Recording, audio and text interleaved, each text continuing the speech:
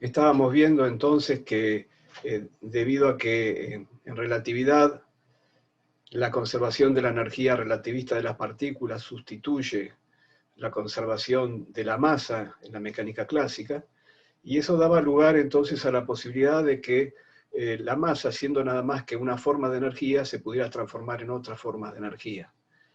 Y habíamos comenzado viendo el caso de la colisión plástica entre dos partículas, para hacerlo más sencillo, dos partículas de igual masa.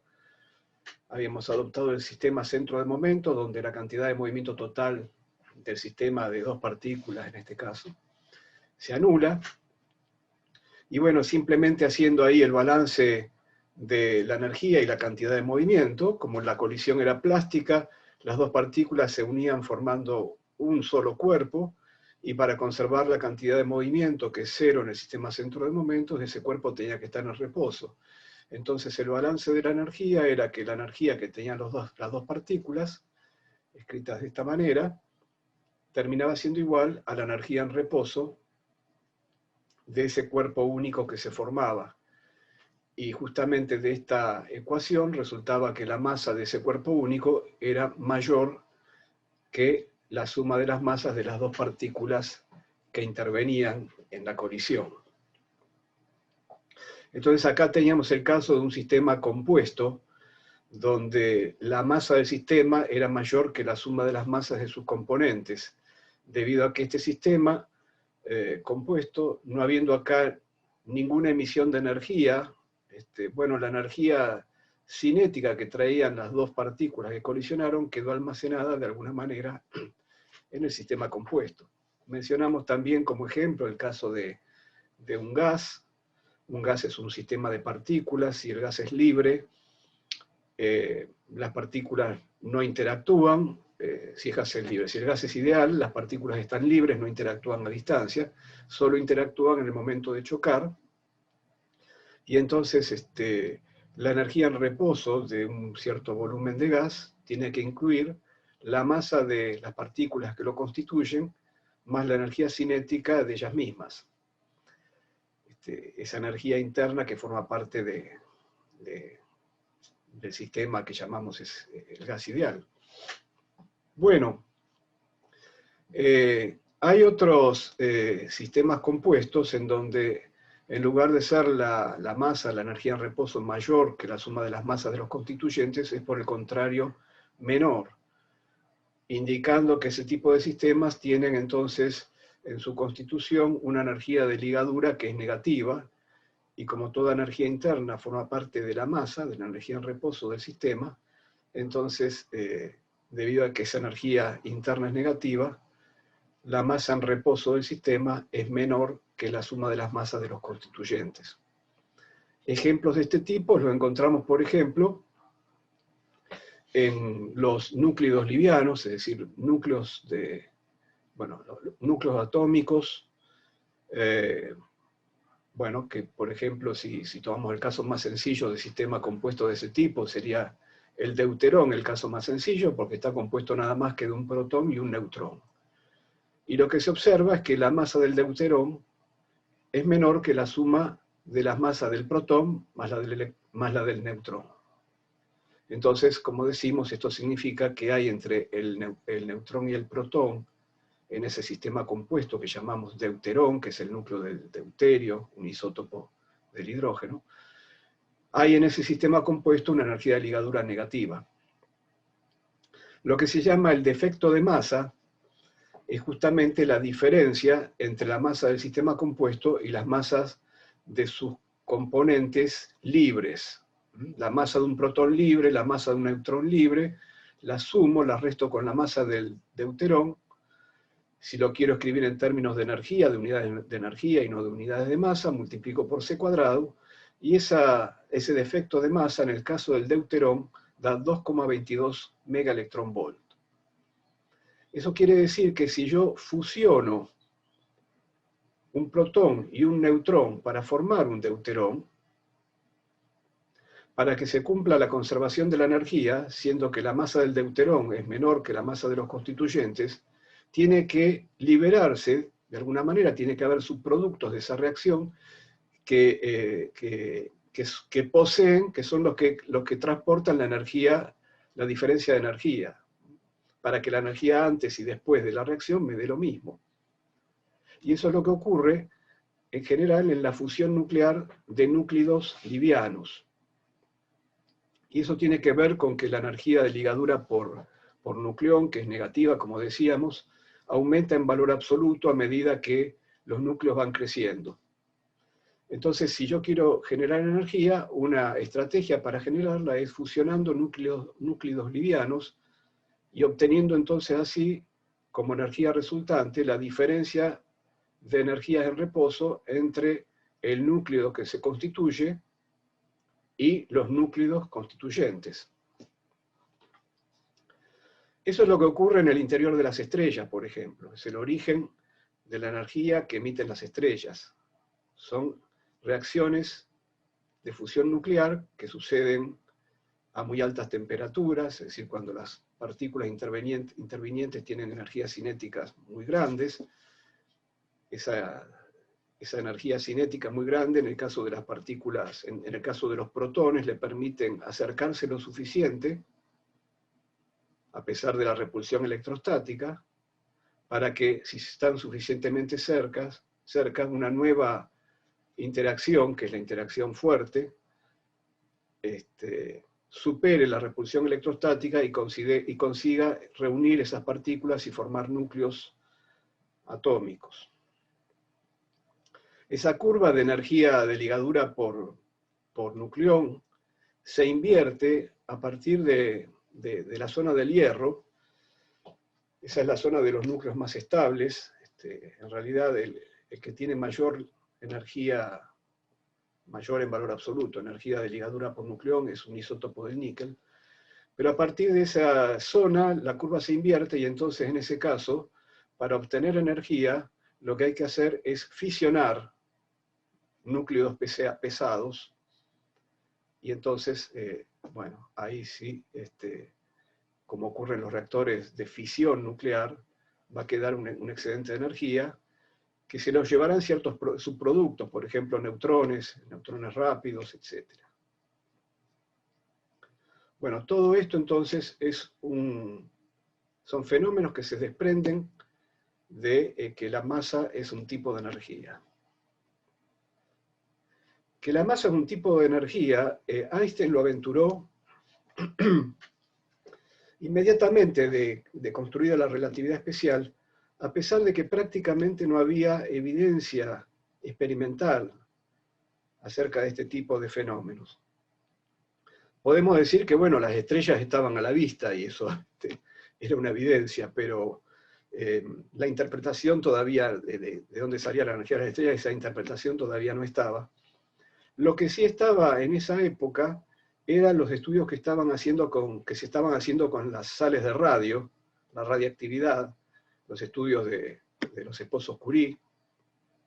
Y entonces Einstein aventuró que esa energía que se observaba que emitían esas sales de radio podrían deberse a una conversión de masa en ese otro tipo de energía.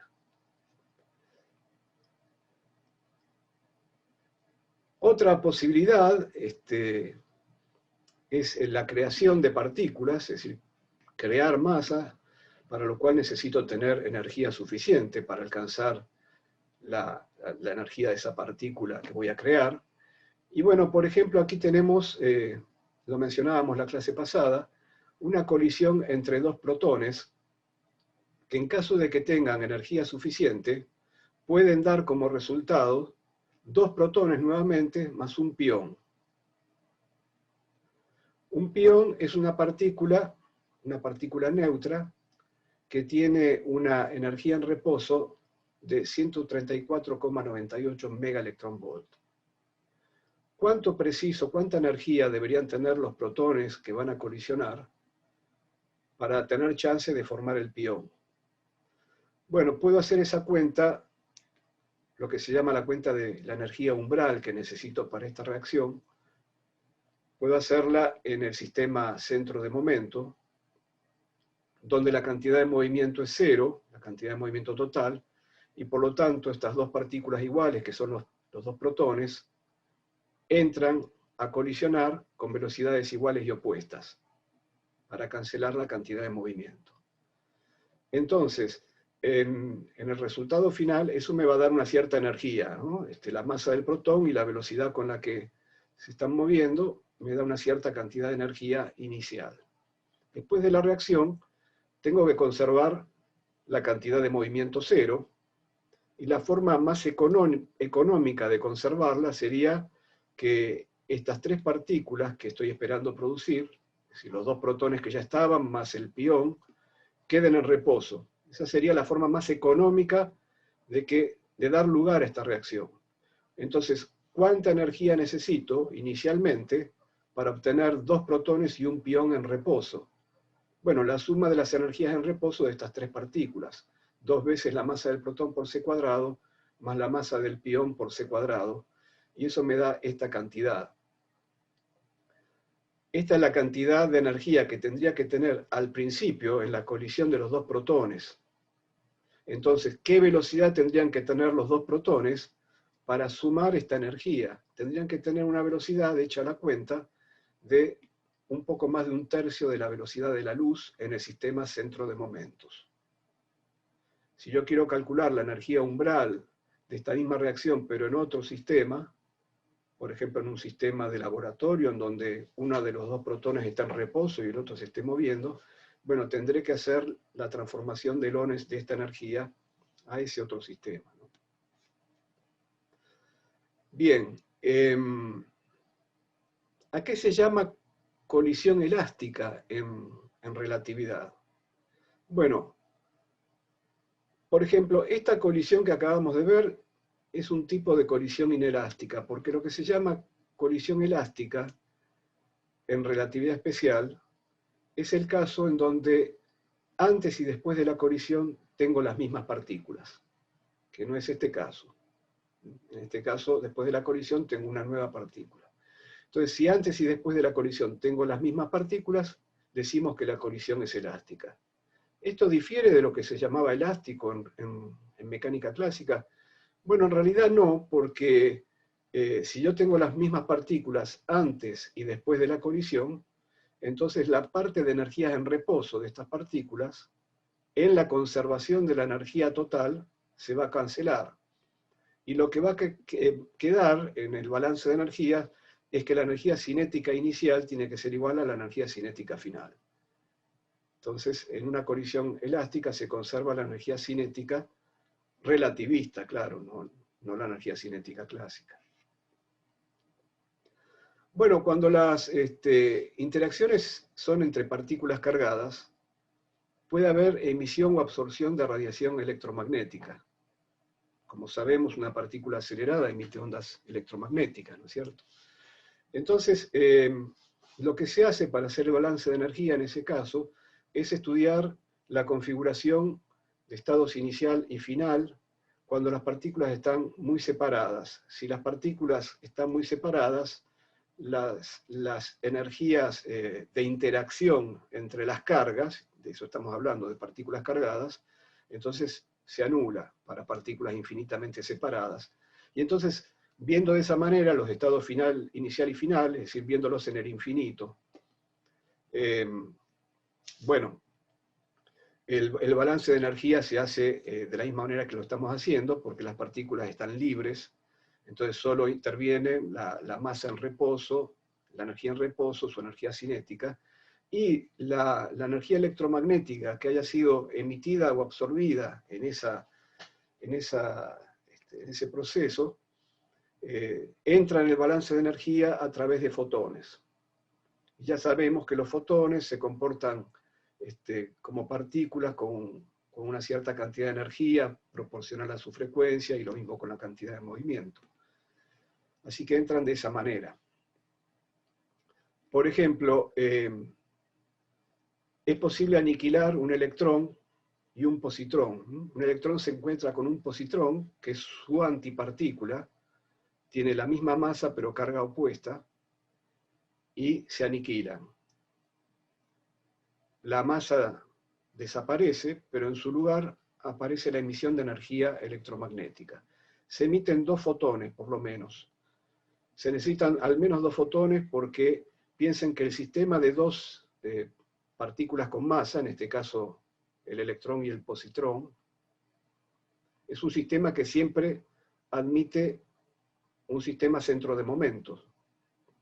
Es un sistema que admite siempre un sistema de referencia donde se anule la cantidad de movimiento total. Pero en cambio, si dieran por resultado un único fotón, digamos, bueno, un único fotón tiene una cantidad de movimiento que no se anula en ningún sistema de referencia, o en otras palabras, la luz viaja con velocidad c en cualquier sistema de referencia. Entonces, para conservar la cantidad de movimiento, voy a necesitar que como resultado de esta reacción se emitan al menos 2 fotones. Entonces, en caso en que se emitan 2 fotones, el balance de energía sería, en el sistema centro de momentos, el que estamos viendo acá.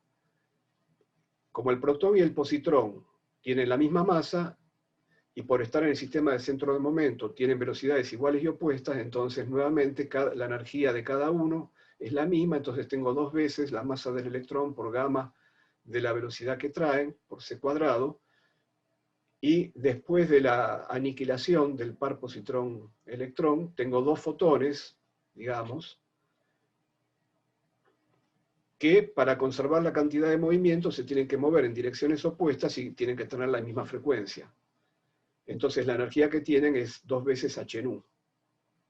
Y entonces de aquí sale cuál es la frecuencia de los fotones emitidos, que es una frecuencia que está en el rango de los rayos gamma.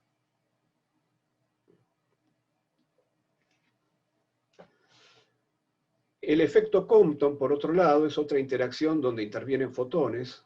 Es la interacción entre un fotón con un electrón libre. El fotón cede una parte de su energía al electrón, y entonces cuando emerge de la colisión con una frecuencia menor que la que traía, porque perdió energía, y el electrón gana energía, y como ustedes seguramente vieron en física 4, este es un fenómeno que es significativo cuando la longitud de onda del fotón es del orden o menor de lo que se llama la longitud de onda Compton, que son 0,002 nanómetros. Pasado esto a frecuencias o pasado a energía, esto representa nuevamente lo que tenemos acá, es decir, representa una energía del fotón del orden de la energía en reposo de un electrón. Y la energía de reposo de un electrón es medio megaelectronvolt. En términos de longitudes de onda o de frecuencia, estamos también, como estamos diciendo acá, en la zona donde terminan los rayos X más duros y empiezan los rayos gamma. Acá esta frecuencia va a entrar tanto más en la zona de rayos gamma cuanto más alta sea la velocidad con la que chocan el electrón y el positrón, ¿no? Bueno, y para finalizar la clase pasada, habíamos dicho que íbamos a ver qué tenemos que entender por las interacciones a distancia, si tiene sentido hablar de interacciones a distancia en relatividad, como sí tiene sentido en mecánica clásica. En mecánica clásica, la interacción gravitatoria, que es la interacción paradigmática de la mecánica clásica, es una interacción a distancia. Es una interacción entre 2 partículas que están a una cierta distancia entre ellas. La tercera ley de Newton nos garantiza que el sistema va a conservar la cantidad de movimiento total, el sistema de esas 2 partículas, 2 planetas, un planeta y una estrella, lo que fuere. Y la va a conservar como consecuencia de la compensación simultánea de las variaciones de sus cantidades de movimiento. Hay una fuerza de interacción entre ellas. La fuerza que actúa sobre cada una de estas 2 partículas produce variaciones de cantidad de movimiento en cada partícula. Pero la variación de una de las partículas, de la cantidad de movimiento de una de las partículas, es igual y opuesta a la de la otra, en cada instante. Porque la tercera ley de Newton dice que en cada instante las fuerzas son iguales y opuestas, y por lo tanto así lo son las variaciones de cantidad de movimiento. Ahora, esta afirmación en cada instante, en relatividad, carece de un significado independiente del sistema de referencia, porque la simultaneidad en relatividad no es absoluta, depende del sistema de referencias. Por lo tanto, el propio enunciado de la tercera ley de Newton carece de significado en relatividad, porque las leyes fundamentales tienen que obedecer el principio de relatividad, tienen que tener sentido en todos los sistemas de referencia inerciales. Pero una interacción cuyas fuerzas son iguales y opuestas en cada instante en el sistema S, no lo van a hacer en el sistema S', porque en el sistema S' en cada instante significa otra cosa. Entonces el balance que se da de cantidad de movimiento a distancia en la mecánica clásica, donde en cada instante lo que varía la cantidad de movimiento de una partícula se compensa con lo que varía la otra, no tiene sentido. No tiene un sentido relativista adecuado. Entonces ahí tenemos un conflicto.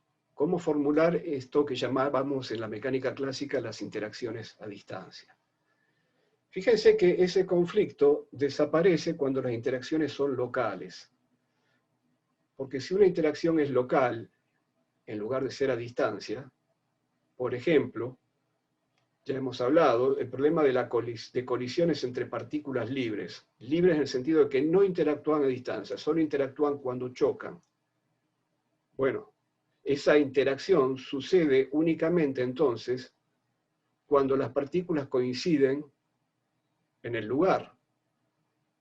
Entonces, finalmente, el balance que se produce entre esas dos partículas, donde una partícula le transfiere cantidad de movimiento a la otra, no es un balance entre dos eventos separados en el espacio. Es en el mismo aquí y ahora, en el mismo lugar y en el mismo instante. Es un único evento. El problema de que la simultaneidad no es absoluta aparece cuando tenemos eventos separados. Y entonces ya hemos visto ese problema, ¿no? Que podíamos invertir el orden temporal de los eventos si los eventos tenían separación espacial. Para tener dos eventos simultáneos en algún sistema de referencia, habíamos dicho los eventos tienen que tener separación espacial. Pero si en un sistema de referencia esos dos eventos con separación espacial son simultáneos, en otro no lo serán. E1 ocurrirá antes que E2, y en otro sistema de referencia al revés, E2 ocurrirá antes que E1. Pero eso no ocurre cuando los eventos están en el mismo punto del espacio, porque son un solo evento en ese caso. ¿Qué quiere decir esto entonces? Que el conflicto este se resolvería si las únicas interacciones admitidas en relatividad fueran locales. Bueno, pero ¿y entonces acaso no existen las interacciones a distancia? ¿A qué vamos a reducir las interacciones a distancia? Bueno, frente a este problema lo que tenemos que hacer es ir a la interacción paradigmática de la relatividad, que es la interacción electromagnética, y entender las cosas ahí. Si las entendemos ahí, sabremos cómo formular otro tipo de interacciones para que tengan una formulación adecuada desde el punto de vista de la relatividad. Y entonces, ¿qué es lo que pasa en la interacción electromagnética? Lo que pasa es que las cargas no interactúan directamente entre sí. Como vimos la clase pasada, la acción de interacción entre una carga y un campo, es esto que está acá, la carga no interactúa con otra carga, interactúa con el campo en la posición que la carga tiene. El campo, en este caso, es el potencial escalar y el potencial vectorial. Bien. Entonces, ahí tenemos una interacción que es local. La carga interactuando con el campo vecino a ella. La carga interactuando con el campo en la propia posición que tiene la carga. Ahora estos campos, phi y a vector, que en realidad forman un cuadrivector, pero eso lo verán más adelante, tienen su propia dinámica porque obedecen las ecuaciones de Maxwell, que para los potenciales son ecuaciones de tipo de onda, ¿no? Esas ecuaciones resultan también de un principio variacional, porque así como teníamos la acción para la partícula. Ahora tenemos la interacción para una partícula cargada con los campos. También además tenemos la acción para los propios campos, de donde van a salir las ecuaciones de Maxwell. Y de esa misma acción para los propios campos, van a surgir que los propios campos tienen energía y cantidad de movimiento. Entonces, ahora se cierra el panorama de manera más completa. La carga interactúa localmente con el campo en su vecindad, y ahí hay una transferencia de energía y cantidad de movimiento entre la carga y el campo. El campo se propaga en la forma de ondas electromagnéticas, y al propagarse, transporta energía y cantidad de movimiento, y lo puede transferir parcialmente o totalmente, no importa, a otra carga en otro lugar. Y entonces así es que finalmente se da esa interacción que llamamos a distancia entre dos cargas. En realidad son interacciones locales, carga-campo, campo-carga, que además no ocurren instantáneamente, porque el campo se propaga a una velocidad finita c, de manera que va a existir un retardo entre lo que llamaríamos la acción y la reacción. Entonces así la conservación se satisface en cada evento del espacio-tiempo, porque es una conservación local entre la cantidad de movimiento y energía de las cargas y el campo vecino. Pero entonces el sistema aislado, que conserva la cantidad de movimiento y energía total, no es el sistema de las cargas, es el sistema de las cargas y el campo. Bueno, con esto finalizamos entonces la clase pasada. Y vamos ahora a la clase de hoy.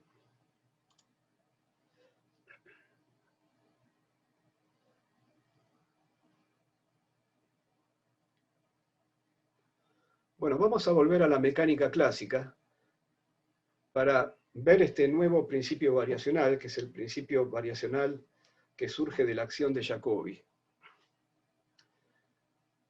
Vamos a considerar solamente un sistema conservativo, holónomo y esclerónomo. Ya sabemos que para este tipo de sistemas la energía cinética es una función homogénea de grado 2 de las velocidades generalizadas, donde estos coeficientes dependen de las coordenadas generalizadas.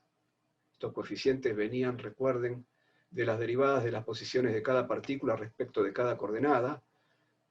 Era una sumatoria sobre I, sobre el número sobre la totalidad de las partículas, de las masas de las partículas, por la derivada de RI respecto de Q lambda, producto escalar con la derivada de RI respecto de Q rho.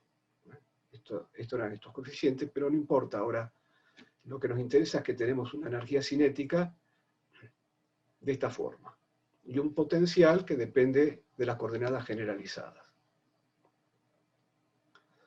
Notemos lo siguiente: si calculamos la raíz cuadrada de 2 veces la energía cinética, es decir, la raíz cuadrada de esta sumatoria, y multiplicamos por el diferencial t, bueno, tenemos la raíz cuadrada de esta sumatoria, el diferencial t puede entrar dentro de la raíz cuadrada como diferencial t cuadrado, y cancelarse con los dos diferenciales t que tienen que ver con estas derivadas, ¿no? Y entonces van a quedar nada más, una vez cancelados los diferenciales t, de estas derivadas van a sobrevivir los diferenciales de las coordenadas Q lambda y Q rho.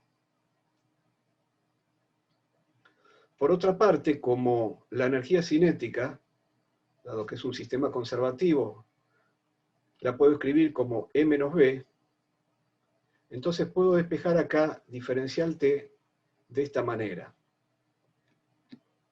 Bueno, ¿qué significa esto? Esto significa que yo puedo conocer el tiempo que demora el sistema en evolucionar entre dos configuraciones vecinas. Una configuración es un punto en el espacio de configuración. Entonces tomemos una configuración caracterizada por las coordenadas QMU y una configuración vecina caracterizada por las coordenadas QMU más diferencial QMU. Entonces estos diferenciales son, me dicen cuál es la separación entre estas dos configuraciones vecinas. Bueno, el tiempo que demora el sistema en pasar de una configuración vecina a la otra lo puedo calcular de esta manera, dada entonces la separación de las configuraciones y el punto común en donde estoy evaluando esto, y dada la energía con la que el sistema se mueve de una configuración a la configuración vecina, yo puedo tener el tiempo que demora en moverse. Como ven acá, nuevamente encontramos esta idea de que tiempo y energía son dos cantidades que juegan juntas. Si conozco la energía, entonces conozco el tiempo. Y esto tiene que ver con este otro principio variacional que vamos a ver ahora, que es el principio variacional de la acción de Jacobi. Lo que pretende Jacobi es formular una acción para conocer cuál es la curva que usa el sistema para evolucionar en el espacio de configuración entre una cierta configuración inicial, caracterizada por las coordenadas QMU inicial, y una cierta configuración final, QMU final. Entonces tengo dos puntos en el espacio de configuración, y la pregunta es, ¿cuál es la curva que va a usar el sistema en la evolución real para unir esos dos puntos? Y acá no nos va a dar como información la acción de Jacobi en qué tiempo se realiza esa evolución, que es lo que ocurría en los principios variacionales que vimos hasta acá. Teníamos un tiempo inicial y un tiempo final. Esa información la teníamos. Jacobi reemplaza esa información por el valor de la energía con la que se realiza esa evolución. Y entonces Jacobi dice que esa curva que estaríamos buscando se puede obtener variando esta acción que está acá. Fíjense que esta es una acción construida sobre una curva cualquiera. Acá tenemos los diferenciales que me dicen de qué posición o de qué configuración a qué configuración avanzo infinitesimalmente sobre cada elemento de arco de esa curva.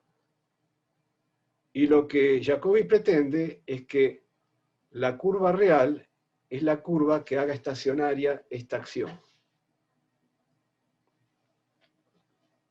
Bueno, vamos a ver si esto es así.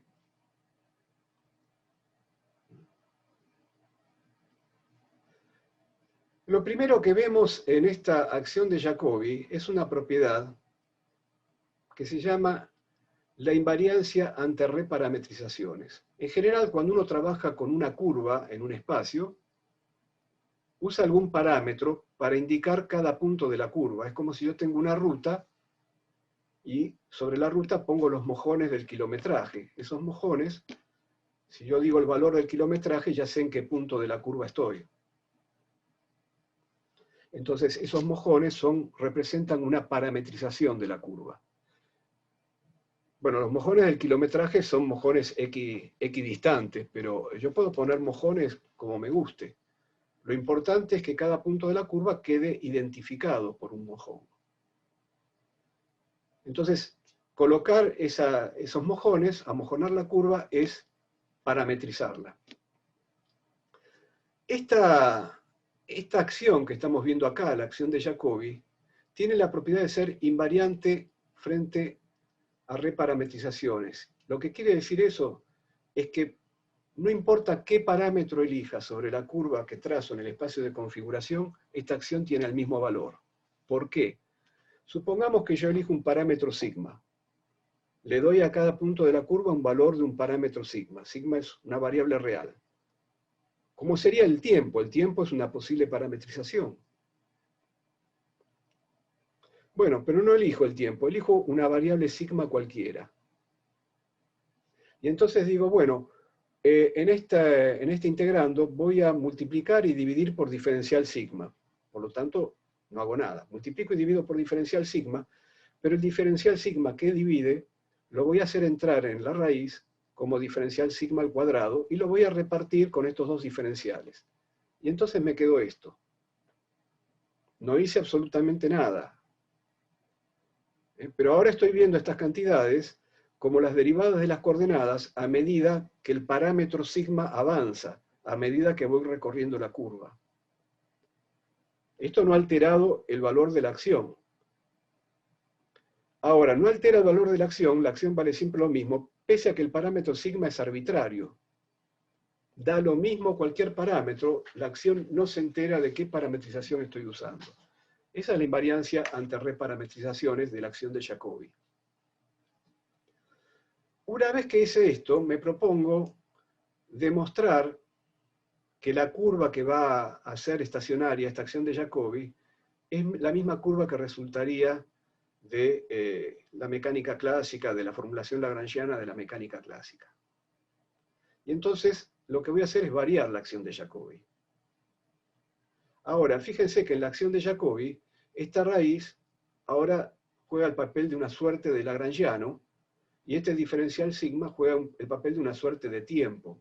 No es el tiempo t del que hablamos al comienzo. Pero lo que quiero decir es que, pensado como lagrangiano diferencial tiempo, entre comillas, no necesito variar la acción para saber qué resultado voy a obtener. Voy a obtener las ecuaciones de Lagrange que corresponden a esta suerte de lagrangiano y a esta suerte de tiempo.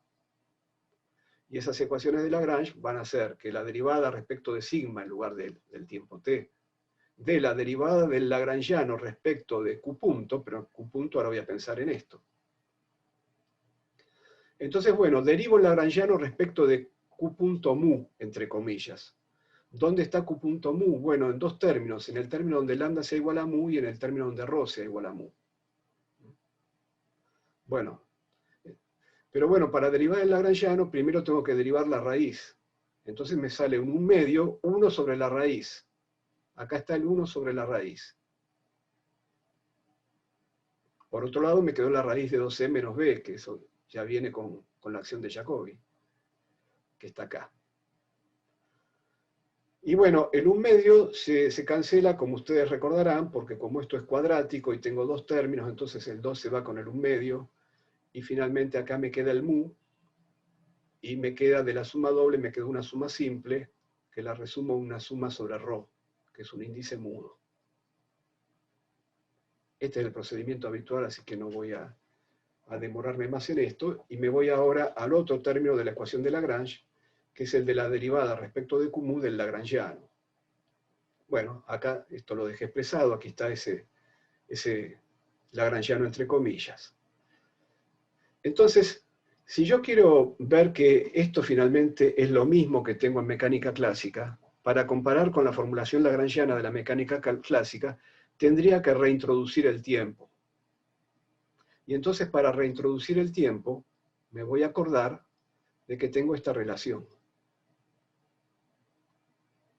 Entonces fíjense que tengo la raíz de la sumatoria sobre 2e menos b. Y acá me aparece la inversa de esa relación. Entonces, fíjense, acá tengo la raíz de la sumatoria, pero la sumatoria de los diferenciales q al cuadrado. Acá no están los diferenciales sigma. ¿Está bien? Entonces, yo lo que voy a hacer en este primer término es sacar acá el diferencial sigma afuera de la raíz. Entonces el diferencial sigma al cuadrado sale como diferencial sigma, y lo que me quedó sale arriba, ¿no? Porque acá está el denominador, entonces me queda un diferencial sigma arriba, y lo que quedó entonces ahora sí adentro es 1 sobre diferencial t. Entonces me quedó diferencial sigma sobre diferencial t. ¿Me siguen? ¿O prefieren que haga alguna aclaración al margen?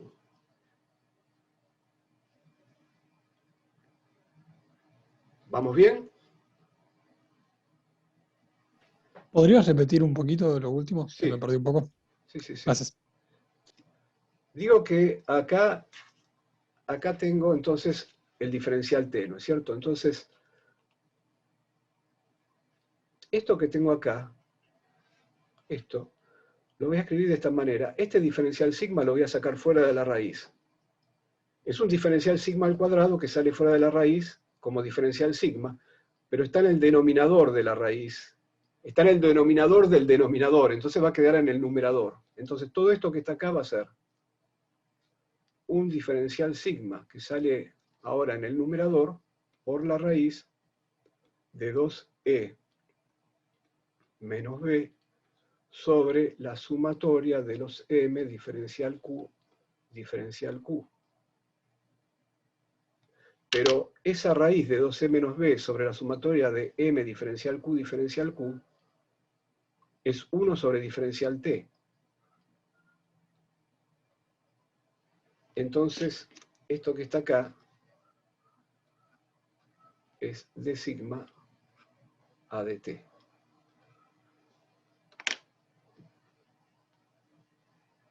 Recuerden que el principio variacional que estamos acá poniendo en práctica es invariante ante reparametrizaciones. Yo estoy reintroduciendo el tiempo para poder hacer una comparación con la formulación lagrangiana y probar entonces que efectivamente estamos hablando de la misma curva, la curva en el espacio de configuración que hace estacionaria la acción de Jacobi, es también la curva sobre la que evoluciona el sistema de acuerdo a las leyes de la formulación lagrangiana. Eso es lo que quiero llegar a demostrar, y por eso estoy reintroduciendo el tiempo. Entonces, en este primer término, todo esto que está acá se reduce a D sigma de T. Entonces, hago entrar el D sigma de T en la sumatoria, y simplifico D sigma con D sigma, y así hago aparecer Q rho punto. Y entonces así me voy acercando a la formulación de Lagrange. ¿Está bien? Bueno.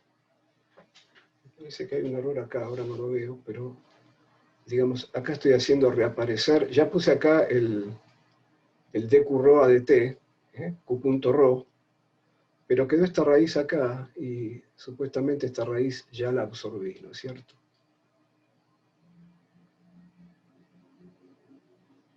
Así que esa raíz quedó de más ahí.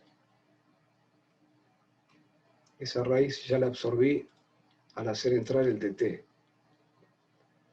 Igual después la iba a eliminar con el argumento de que e menos b es igual a t, así que esta raíz vale 1.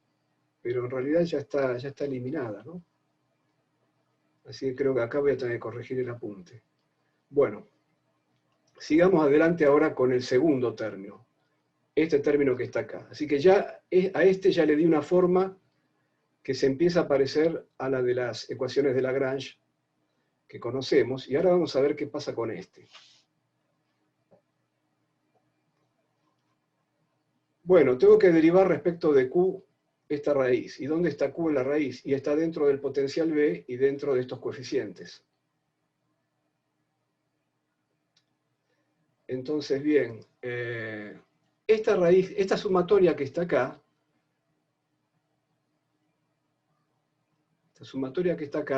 es 2 veces la energía cinética. ¿Está bien? Es 2 veces la energía cinética.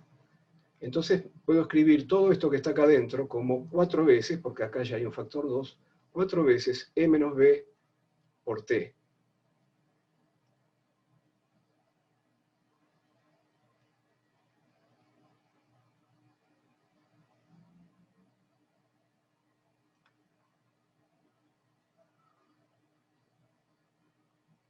Ah, no, claro. Ya hice, perdón, hice algo más. Saqué también, para que sea la energía cinética, tiene que acá estar el diferencial T, por supuesto. Así que aquí hago el mismo proceso. Este de sigma al cuadrado, es decir, multiplico y divido por diferencial T, ¿no? Multiplico y divido por diferencial T. Vamos a escribirlo. Acá hago multiplico y divido por diferencial T al cuadrado. ¿Está bien? Entonces, el diferencial T que está dividiendo al cuadrado lo reparto entre diferencial Q lambda y diferencial Q rho. Y genero Q punto lambda y Q punto rho. Y el diferencial T que está en el numerador al cuadrado lo saco fuera de la raíz como diferencial T. Y el de sigma lo saco fuera de la raíz también. Entonces esto queda así. dA de Q mu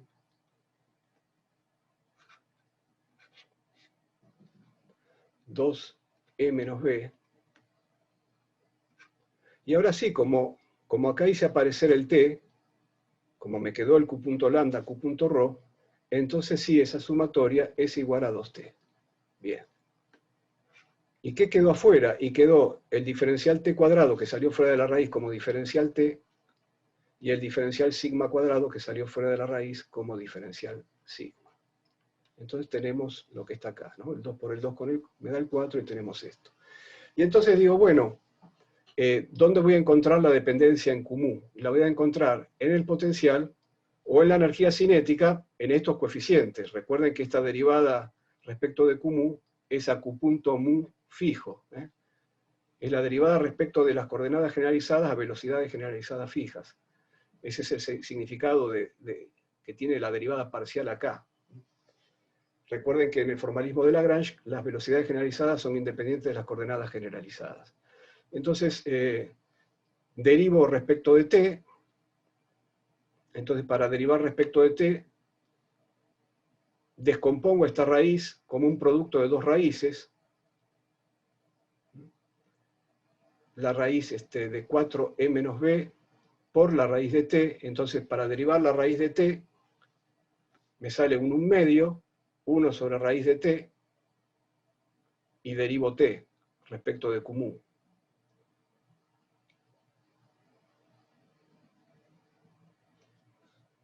Bueno.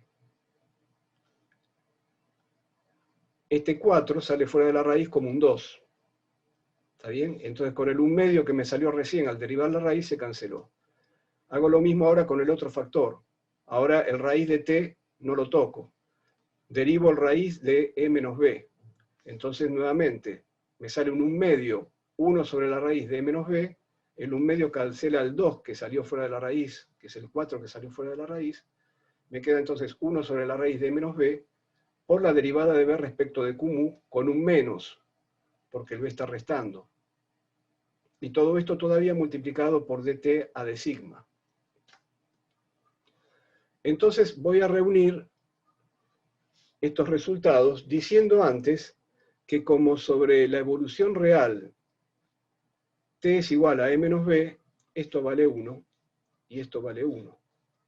Entonces ese segundo término se reduce simplemente a la derivada respecto de QMU de t menos b dt a d sigma.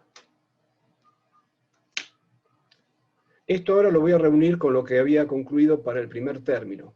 Lo que había concluido para el primer término era que, bueno, habíamos dicho que esto no estaba y que esto que está acá no es otra cosa que la derivada de t respecto de q mu punto, como lo hubiéramos hecho en la formulación lagrangiana. No es ni más ni menos que la derivada de t respecto de q mu punto, pero queda multiplicado por dt a d sigma. Entonces tenemos un dt a d sigma que aparece en el primer término y que aparece también en el segundo término. Pero como esto está igualado a 0, porque yo tengo que variar e igualar a 0, ¿no es cierto? Es este 0 que está acá. Como esto está igualado a 0, ese dt a d sigma se simplifica, y finalmente lo que quedó es esto, es la derivada respecto del tiempo de la derivada parcial de la energía cinética respecto de q punto mu, menos la derivada de t menos b respecto de QMU igual a 0. Pero esta ecuación la cumple la evolución real. Entonces quiere decir que efectivamente la curva que me elige el principio variacional de Jacobi en el espacio de configuración es consistente con la curva que usa la evolución temporal del sistema de acuerdo a la formulación de Lagrange. Es la misma curva. Entonces, si solo se trata de obtener esa curva, y no en qué tiempo se realiza la evolución, no en qué instante t la configuración del sistema pasa por cada punto de esa curva, yo puedo usar la acción de Jacobi. Pero la acción de Jacobi me dice, vea, En esta acción del tiempo no sabemos nada, pero la información que teníamos sobre el tiempo, por lo menos en el principio variacional anterior, que al menos teníamos entre qué instante inicial y qué instante final se realizaba esa evolución, esa información ahora la tenemos que reemplazar por algo. Y ese algo es la energía. Hecho ese reemplazo, esta acción da la misma curva en el espacio de configuración que se obtiene de la formulación de Lagrange. Bueno, ¿para qué hemos dicho todo esto? Porque queremos mostrar una cosa muy interesante que nos va a llevar a la base de la mecánica cuántica. Y es la analogía que tienen algunos resultados, como los que estamos viendo de la mecánica clásica, con la óptica geométrica. Así que vamos a hacer acá el intervalo, seguimos 6 y 5 y vemos esto.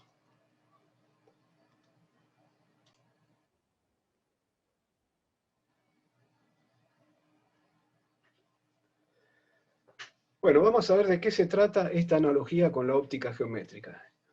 Entonces, una forma de abordar el tema de qué es la óptica geométrica, donde la propagación de la luz se describe mediante trayectorias que llamamos los rayos, ¿no? Estos rayos, si queremos hacer contacto con la mecánica, los podemos tomar por el lado del principio de Fermat. El principio de Fermat es el primer principio variacional de la historia. Y dice que los rayos de luz se propagan sobre trayectorias que hacen estacionario el camino óptico. El camino óptico es esto que está acá, es la integral del índice de refracción multiplicado por la longitud de arco del camino, de la trayectoria. Bueno, muy bien. Podríamos decir que, de alguna manera, hay un notable parecido entre lo que es el principio de Fermat de la óptica geométrica y el principio variacional de Jacobi. Porque la acción de Jacobi la podríamos reescribir de esta manera, descomponiendo el integrando en la raíz de 2c menos b por un lado y la raíz de esta sumatoria por el otro, y a la raíz de la sumatoria interpretarla como un elemento de longitud en el espacio de configuración. Ustedes todavía no lo han visto, tal vez lo vean más adelante en algún curso de geometría diferencial, pero esto es una forma de definir distancia si esta matriz es definida positiva, pero es una forma de decir que cuando la diagonalizo, porque esta matriz es simétrica, recuerden, cuando la diagonalizo sus autovalores son positivos. Bueno, esta matriz está oficiando de una suerte de tensor métrico en el espacio de configuración. Digamos, lo que tenemos acá, y que queremos interpretar como distancia, es una suma de cuadrados de diferenciales de las coordenadas, así como con las coordenadas cartesianas en los espacios euclidios, la distancia infinitesimal es diferencial x cuadrado más diferencial y cuadrado más diferencial z cuadrado raíz.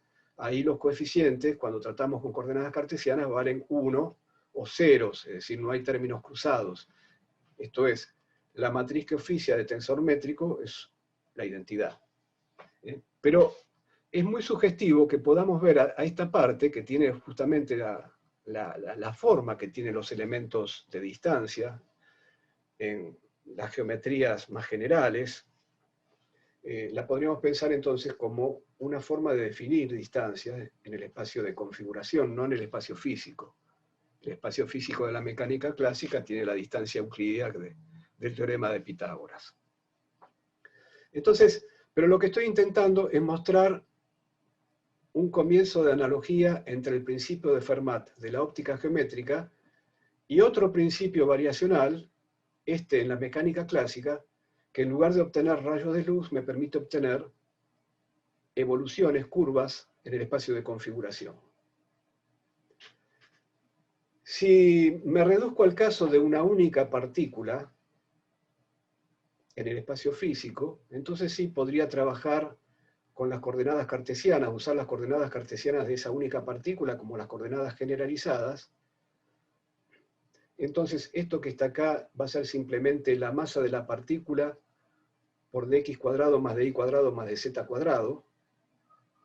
Entonces, lo que voy a hacer en ese caso, para una única partícula, es sacar la masa fuera de este factor dl, y hacerlo entrar en este otro factor. Y entonces sí me va a quedar la longitud de arco de la trayectoria de la partícula en el espacio físico. Me va a quedar un diferencial L. Fíjense que estoy usando distintas L's en cada caso. Esta L era para indicar una suerte de distancia en el espacio de configuración, una suerte de longitud de arco en el espacio de configuración. Pero ahora, para una única partícula, como digo, la masa la voy a pasar acá adentro, y lo que va a quedar es el elemento de arco en el espacio físico, la longitud de la trayectoria física de la partícula en el espacio de 3 dimensiones. Entonces, el principio variacional de Jacobi ahora queda así, y dividí todavía por una E, porque la acción de Jacobi se varía a E constante, así que no hago ningún daño introduciendo acá una E dividiendo, y digo que bueno, este es el principio variacional de Jacobi de la mecánica clásica, para obtener las curvas en el espacio de configuración. Y este es el principio de Fermat de la óptica geométrica para obtener el espacio de configuración, que ahora por tratarse de una sola partícula es el espacio físico. Y este es el principio de Fermat de la óptica geométrica para obtener los rayos en el espacio físico. Acá también dividí por una constante, por C, a propósito, para generar acá lo que llamamos la velocidad de fase. Es decir, acá aparece la inversa de la velocidad de fase de las ondas que correspondan a esos rayos de luz. Recuerden, la velocidad de fase es C sobre N. Bueno, la velocidad de fase resulta de multiplicar la longitud de onda y la frecuencia, además, ¿no es cierto? Entonces, fíjense, si hacemos la analogía entre estos dos principios variacionales, tenemos por un lado n sobre c, que es lo mismo que lambda a la menos 1 sobre nu, o 1 sobre lambda por nu, pero déjenme escribirlo así, jugando el mismo papel que en la mecánica juega 2m e menos b sobre e. Pero 2m e menos b es la cantidad de movimiento de la partícula. Entonces, esto es p sobre e. Si miramos esto, ya tenemos un primer elemento interesante en esta analogía, que es de dónde sacó de Broglie la idea de asociar a cada partícula una frecuencia y una longitud de onda que estén en la misma relación con la energía y la cantidad de movimiento de la partícula, que tenían la energía y la cantidad de movimiento de los fotones con su frecuencia y su longitud de onda. Entonces, de Broglie dijo, así como ocurre con los fotones, con las partículas tiene que suceder lo mismo. Tenemos que poder asociarle a las partículas propiedades ondulatorias, donde la energía de la partícula se pueda asociar con h nu, nu es la frecuencia de la partícula, y la cantidad de movimiento con h sobre lambda. Y entonces aquí lo estamos viendo. Surge eso también de la analogía entre el principio de Fermat y el principio de la acción de Jacobi. Entonces, en ese caso, haciendo esa hipótesis que hizo de Broglie, la hipótesis de las ondas piloto de Broglie, que a la materia a las partículas materiales había que asociarles ondas, las reglas de cuantificación de Wilson-Sommerfeld, de la mecánica cuántica más primitiva, aplicada a la órbita de un electrón en un átomo, implicaría, reemplazando acá P de esta manera, implicaría que el perímetro de la órbita resulta igual a n por lambda. Esto es que la longitud de onda de esa onda piloto de de Broglie cabe un número entero de veces en la órbita. Bueno, esto es una primera analogía, pero todavía no nos lleva a la ecuación de Schrödinger, que es donde queremos terminar este curso. Entonces vamos a ver otra forma de hacer la aproximación de la óptica geométrica, que es vía lo que se llama la ecuación de la eikonal.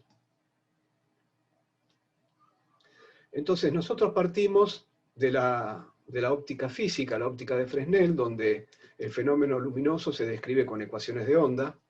Acá estoy escribiendo una ecuación de onda escalar, en realidad no estoy pensando en la onda electromagnética, pero ustedes saben que el campo eléctrico y el campo magnético obedecen también ecuaciones de onda. Bueno, voy a tomar el caso particular de una onda monocromática, esto es, voy a elegir que la parte temporal de Φ sea de la forma e a la i omega t, o e a la i 2 pi nu t, que es lo mismo. Y para la parte espacial, que por ahora la voy a dejar como arbitraria, pero la voy a reemplazar acá para ver qué dice la ecuación sobre la parte espacial, voy a escribir esa parte espacial, que en general va a ser un número complejo, por supuesto después tomaremos la parte real al final del cálculo, pero ese número complejo lo voy a escribir como una amplitud real, que puede depender de la posición, multiplicado por una fase, también dependiente de una función cualquiera de la posición. Y voy a reemplazar enseguida la ecuación de onda. En primer lugar, por haber elegido una onda monocromática, la parte de derivada temporal se calcula inmediatamente, y entonces baja 2 pi nu, baja por i, baja 2 veces, entonces el i al cuadrado me genera este menos 1, y bueno, me queda el 2 pi nu al cuadrado, y ya tenía el n cuadrado sobre c cuadrado, así que tengo todo esto multiplicado por φ. Por otro lado, voy a desarrollar el laplaciano de φ, este laplaciano que aparece acá. El laplaciano de φ es la divergencia del gradiente de φ, pero como a φ lo descompuse de esta manera, como una amplitud A por una fase, el gradiente es el gradiente de un producto, y entonces eso es el gradiente, bueno, es el gradiente de A, bueno, es esto que está acá, ¿no? Es el gradiente de A por el e a la i φ sin derivar, menos el A sin derivar por la fase derivada. Entonces baja un menos i, que es el menos i que está acá, y queda un gradiente de φ, por todavía nuevamente la exponencial, por supuesto. Entonces la exponencial sale para afuera. Bueno, no, todavía tengo que derivar acá, así que todavía tengo que dejar por lo menos dentro la exponencial e a la i φ. Bueno, sigo derivando, me queda la divergencia del gradiente de A, eso es el laplaciano de A, etcétera, etcétera, queda todo esto. Bueno, este resultado lo vamos a reemplazar en la ecuación 9, que sigue siendo la ecuación de onda, pero para una onda monocromática. Aquí todavía no hay ninguna aproximación. Y como estamos trabajando con magnitudes complejas, esta ecuación que está acá va a ser una ecuación compleja. Y para que esta ecuación compleja se cumpla, se tiene que cumplir para la parte real y para la parte imaginaria. Entonces voy a descomponer la ecuación en esas dos partes, la parte real y la parte imaginaria. La parte real termina siendo esto que está acá. Fíjense, ¿no? Aquí este término no tiene la unidad imaginaria, este sí, así que este término va para la parte imaginaria, por eso aparece acá. Acá tenemos otro término del laplaciano de φ con unidad imaginaria, por eso va acá. Bueno, descompuesto en parte real y parte imaginaria tenemos estas dos ecuaciones para satisfacer, que me van a dar la amplitud y la fase, y están acopladas, como ven. Ahora voy a hacer la siguiente aproximación. En general, para cualquier magnitud A,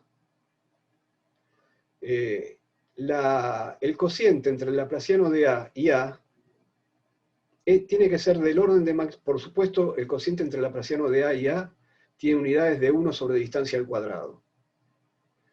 Pero esa cantidad con unidades de distancia a la menos 2 va a tener que ser del orden de magnitud de la distancia característica del cambio de la magnitud A. Es decir, esta derivada segunda es distinta de 0 porque A está cambiando al cambiar de posición. A era una función de la posición. Entonces, A cambia. Bueno, ¿en qué distancia cambia A significativamente? Bueno, hay una distancia característica del cambio de A. Y lo esperable es que el laplaciano de A sobre A sea del orden de magnitud de esa distancia característica. Ahora, Como A en nuestro caso es la amplitud de la onda, y en la óptica geométrica están excluidos los fenómenos de interferencia, donde la amplitud varía sensiblemente en dimensiones del orden de la longitud de onda. Entonces, para estar en la óptica, en el ámbito de la óptica geométrica y no entrar en el ámbito de la óptica física, necesitamos que esta distancia característica del cambio de la amplitud sea mucho mayor que la longitud de onda. Entonces, lo que necesitamos, y aquí va a entrar entonces la aproximación que nos va a llevar a lo que se llama la ecuación de la iconal, es que para estar en el ámbito de la óptica geométrica, esta magnitud que mide el cambio relativo de la amplitud sea mucho menor que la longitud de onda a la menos 2. Ahora, por otro lado, la longitud de onda a la menos 2 está acá.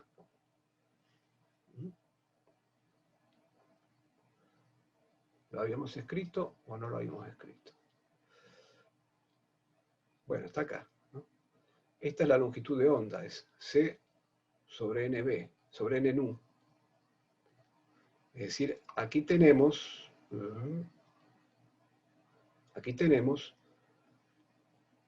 además del 2pi al cuadrado, tenemos lambda a la menos 2. Y estamos diciendo que para estar en el ámbito de la óptica geométrica, pasándola dividiendo, Laplaciano de A sobre A tiene que ser en valor absoluto mucho menor que lambda a la menos 2.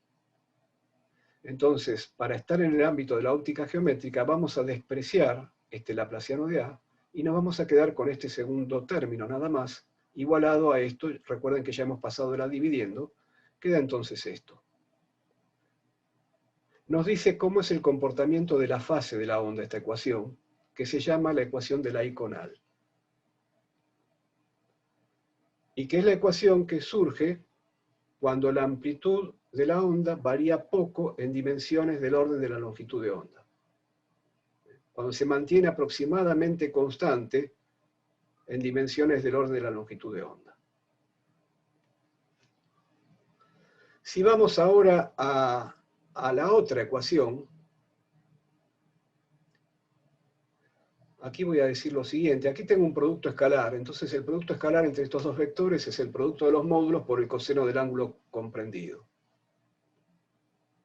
Entonces, este término lo pasé de este lado y pasé dividiendo el módulo del gradiente de phi para acompañar este término y dividí toda la ecuación por A.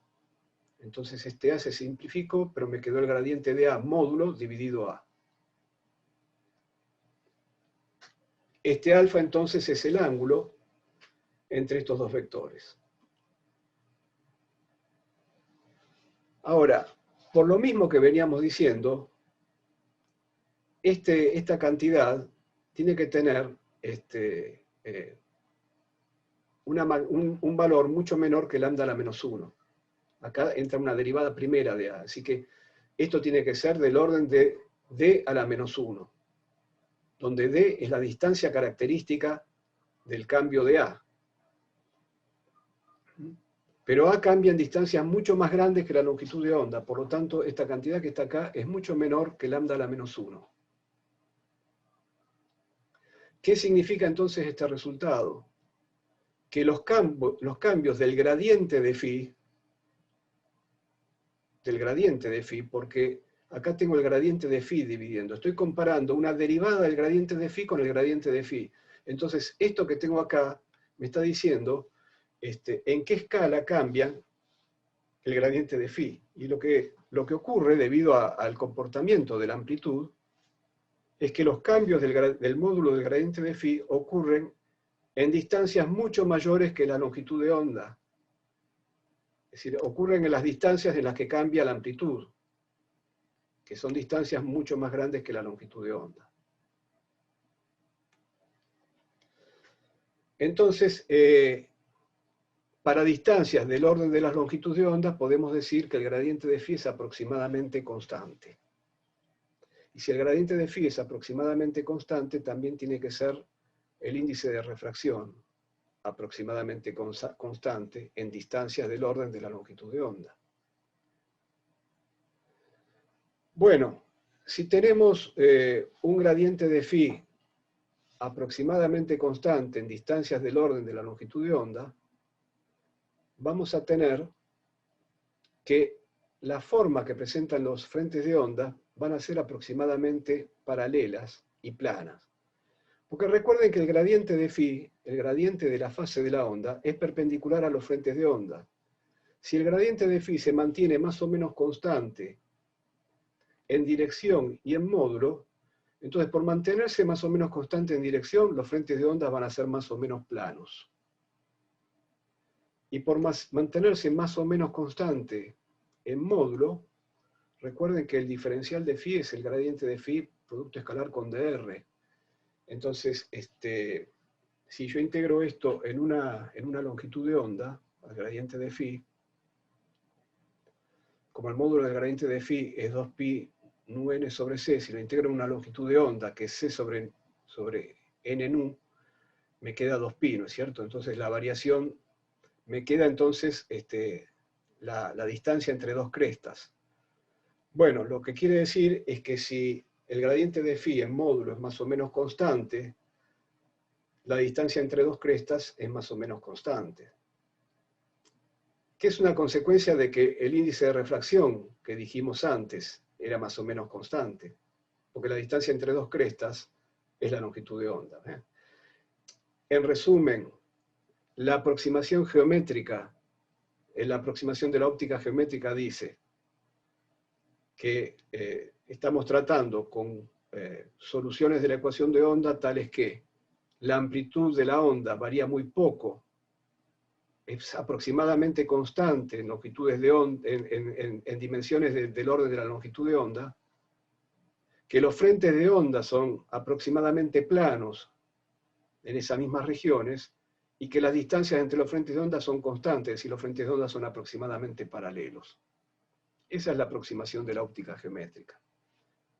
Pero todo eso emerge bueno, de esto que estamos viendo acá, y que nos llevó a esta ecuación de la iconal, en donde queremos ahora prestar atención, porque vamos a comparar esta ecuación de la iconal con la ecuación de Hamilton-Jacobi. Y entonces va a ser una nueva manera de encontrar esta analogía tan fuerte que existe entre la óptica geométrica y la mecánica clásica. Así que prestemos atención a esta ecuación y vamos ahora a la mecánica clásica. En la mecánica clásica tenemos la ecuación de Jacobi, de Hamilton-Jacobi. Si estamos tratando con una sola partícula, bueno, el hamiltoniano de la partícula clásica es p cuadrado sobre 2m. Esto que está acá es el lugar que ocupa p, ¿no es cierto? Entonces, bueno, la ecuación va a decir que la derivada de C0 respecto de q al cuadrado sobre 2m, más el potencial, porque el hamiltoniano va a ser p cuadrado sobre 2m más un b de q. Entonces, p cuadrado sobre 2m, esto es,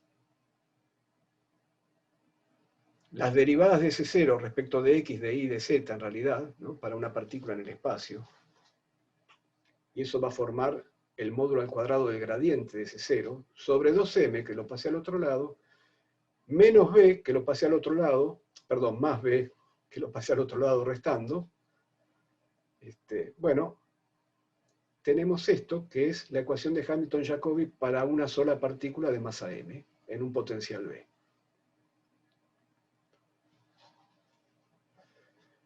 La idea, en la comparación que vamos a hacer con esto que está acá,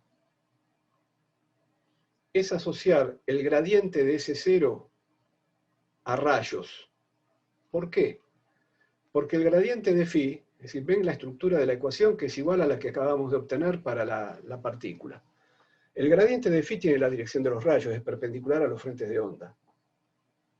Entonces, la analogía que pretendemos hacer es asociar el gradiente de S0 a rayos.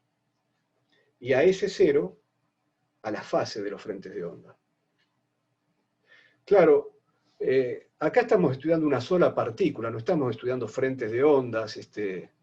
Entonces, lo que tenemos que imaginar para hacer esta analogía es que tenemos en el espacio físico no una sola partícula de masa m, sino un conjunto de partículas de masa m e igual energía E, que comienzan su movimiento, todas ellas, en una dirección perpendicular a una dada superficie inicial. Entonces tenemos varias partículas que no interactúan entre sí, que interactúan con un potencial externo B, que comienzan todo su movimiento en una dirección perpendicular a una dada superficie inicial, que va a jugar el papel del frente de onda inicial, y todas lo hacen con la misma energía E.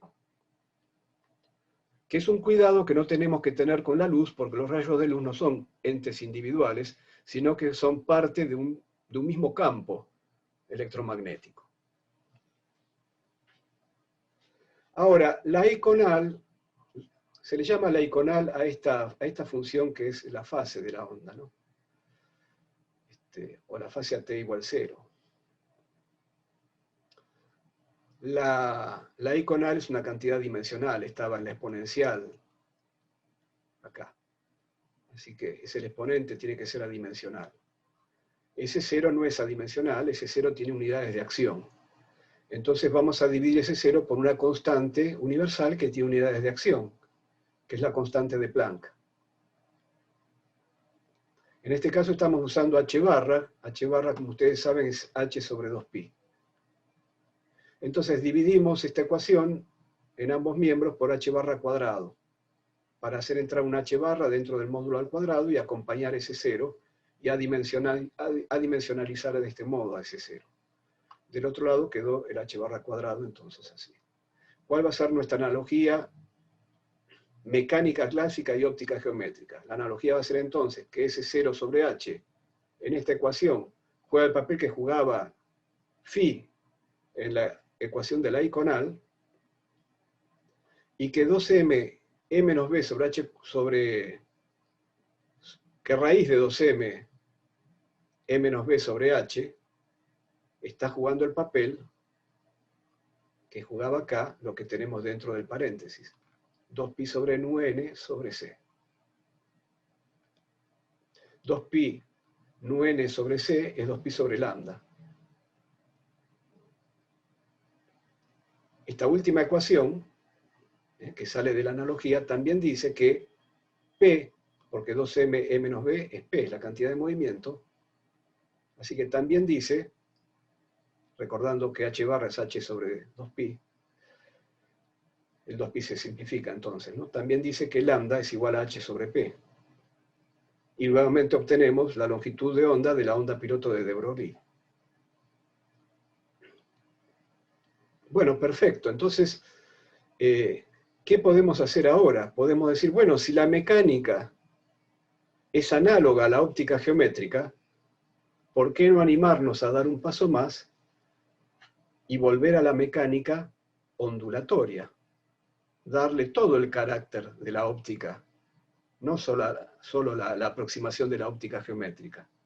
Y entonces ahí vino Schrödinger en 1926 para darle ese tratamiento ondulatorio a la mecánica, y en lugar de la ecuación de Hamilton-Jacobi que teníamos, que era el análogo de la ecuación de la iconal,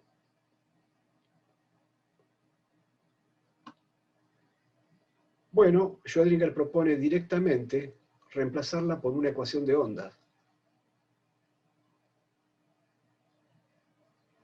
Es decir, reemplazar el gradiente al cuadrado por el laplaciano, volviendo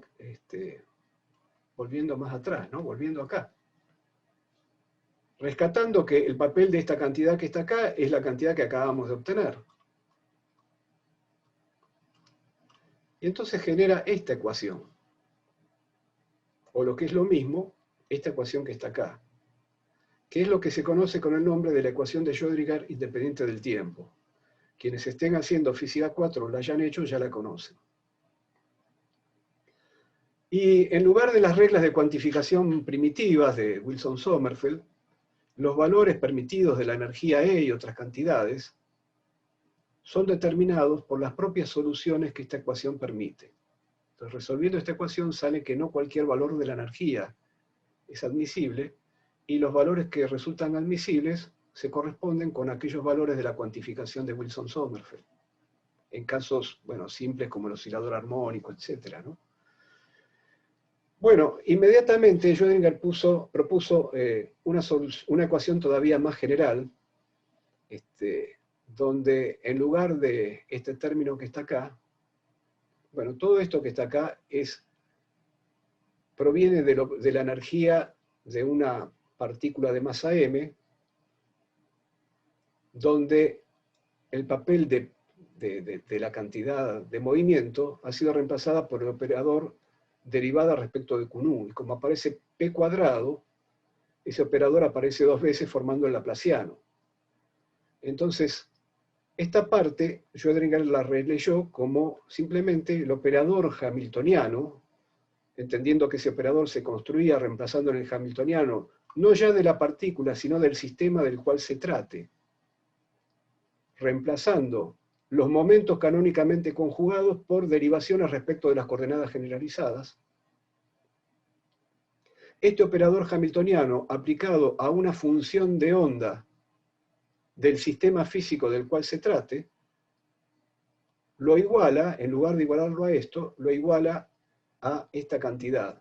Y entonces dice, bueno, en el caso de tener una onda estacionaria, es decir, en el caso de que tengamos una solución de este tipo, monocromática, como dijimos al comienzo para el caso de la óptica física, entonces esta ecuación deviene en esta otra que está acá. ¿Y quién es esta onda, entonces? Bueno, ¿qué significado físico le asigna Schrödinger a esta onda que caracteriza un sistema físico de n grados de libertad? Bueno, Schrödinger dice que, como esta es una función compleja, porque este operador va a ser complejo, Schrödinger dice que el módulo al cuadrado de esta función compleja, convenientemente normalizado, describe la probabilidad de encontrar el sistema en una determinada configuración Qmu a un dado tiempo t. Esta función, que depende de Qmu y de t, nos da la probabilidad de encontrar el sistema físico en esta configuración a este tiempo. Y en esta descripción ondulatoria de la mecánica cuántica, donde esta función de probabilidad cumple una ecuación de ondas, entonces los sistemas físicos, en particular las partículas, manifiestan también fenómenos de interferencia como ocurren en la óptica física. Muy bien, hemos terminado el curso de mecánica clásica entonces.